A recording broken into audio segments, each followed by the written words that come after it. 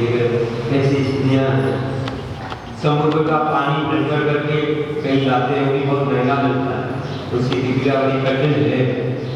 उसको मीठा बनाना बहुत कठिन काम है। ऐसा यहाँ हो गया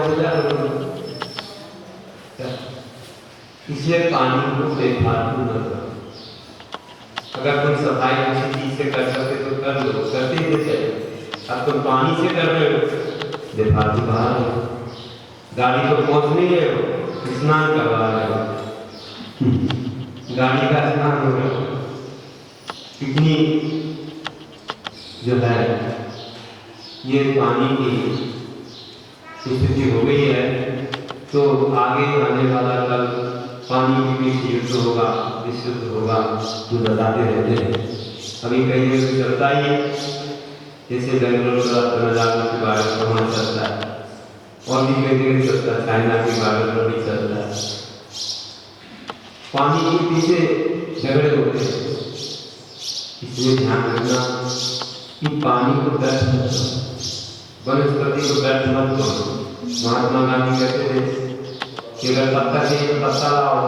दादी को तुम करो, दादी का और भी पत्ते आ सकते और भी बड़ा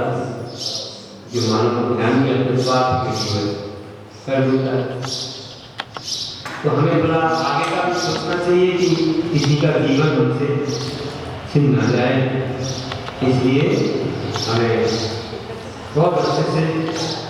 पृथ्वी, जल, अग्नि, वायु, वनस्पति की रक्षा करनी। बड़े बड़े इंसान कोई नहीं कर रहा, शिकार कोई नहीं कर रहा है,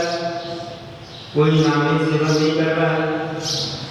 लेकिन कभी गलतियों से किसी चीज की हिंसा हो जाए,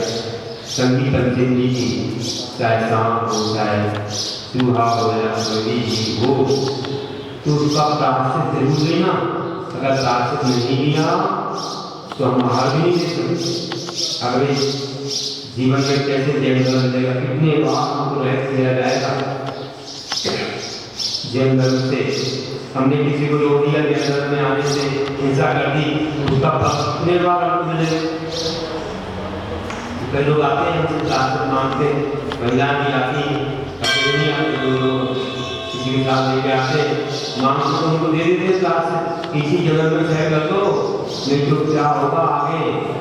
कितने जन्मों तक तुमको जैन धर्म में आने नहीं देगा। इसलिए अहिंसा का पालन है,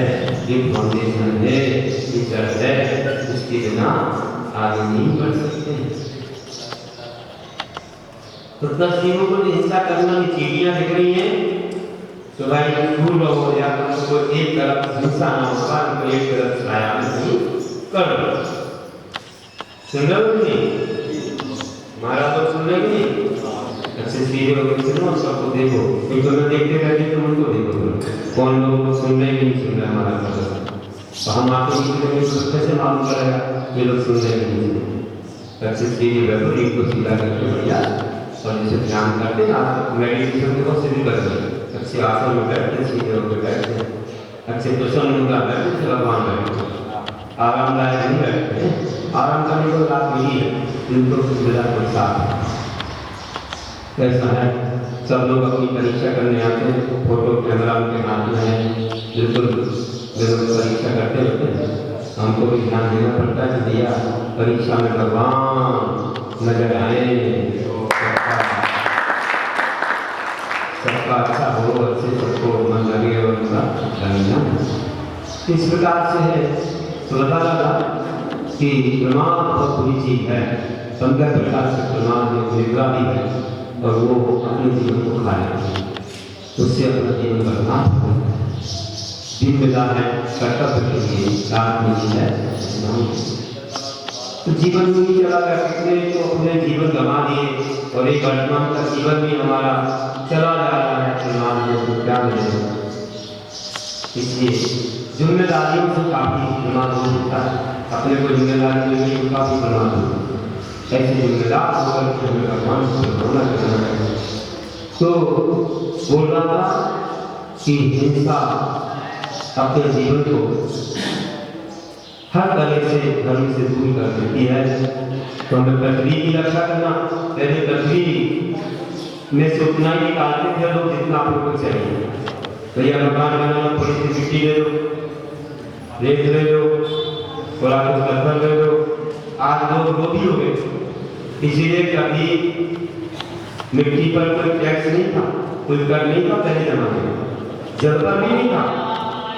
जल्दी आपको चाहिए क्या करोगे, दियोगे तो क्या करोगे, और तो कुछ नहीं करोगे, उससे मकान बनाओगे, कपड़े धोओगे, क्या करोगे। लेकिन आज के मानव ने जब लोग वृत्ति प्राप्त कर दी कि मिट्टी का व्यापार करने लग गया, रेत का व्यापार करने लग गया, उसका संग्रह करने लग गया, उसको बेचने लग गया, तो गवर्नमेंट ने कहा टैक्स, चलो तुमने अगर लोभ किया तो तुमको टैक्स। पानी का व्यापार करने लग गया, टैंक खोल देने लग गया, संग्रह करने लग गया, अब पानी का टैक्स, पानी को बेचने लग गया, फिल्टर करके बेच रहा है, पानी नंबर पर टैक्स है। चलो नहीं तो देखा हमने जल करती का दिन और कछु नहीं करने, किसी भी पर वस्तु को जल और मिट्टी का अलावा नहीं लेते, इसलिए जल और मिट्टी लेंगे तो जल मिट्टी का कोई मूल्य नहीं। जल और मिट्टी का क्या मूल्य, जमीन से ले लोगे, गवर्नमेंट आपसे कुछ नहीं बोलती थी, लेकिन आज का संग्रह कर रहे, इसीलिए अब उसको कोई भी बिना पूछे नहीं ले सकते। अब गवर्नमेंट से पूछना पड़ेगा, दे दिया तो आपको सजा, क्योंकि लोग बढ़ जिस चीज का मूल नहीं था उसके संग्रह शुरू कर दिया और उसका मूल। इन चीजों का व्यापार होता ही जब उतना देखो, लेकिन अब जब बचा नहीं हम टैक्स कर लें तो बेचना तो पड़ेगा। ऐसा हो गया, तुमने ज्यादा पानी निकाला वो हाथ से लग गया, अब पानी नहीं मिल रहा है तो कोई जाएगा कहीं से तो उसको तो पैसा लगेगा नहीं, ऐसा हो गया। अब हर जगह ऐसी चीज हो गई है कि जनसंख्या बढ़ गई, जगह नहीं होती, मिट्टी आदि रेत आदि बहुत मात्रा में चाहिए है और लोग बेचने लग गए, तो गड़बड़ तो मोटर ले आते, घर गाड़ी चलाते, अगर सिंपल डालते थे फोन करके इतना ही काम करते थे, छोटे छोटे मकान थे, काम चल जाए। और बड़ी बड़ी बिल्डिंग बनाते, तो एक कमरे में एक मकान में 2-4 कमरों में पूरी फैमिली रह जाती थी, और 2-4 मंजिल चाहिए थी, इतनी खाली पड़ी गई, इतना कहाँ से लाएंगे मटेरियल, इतने मटेरियल के लिए खर्चा करना पड़ेगा,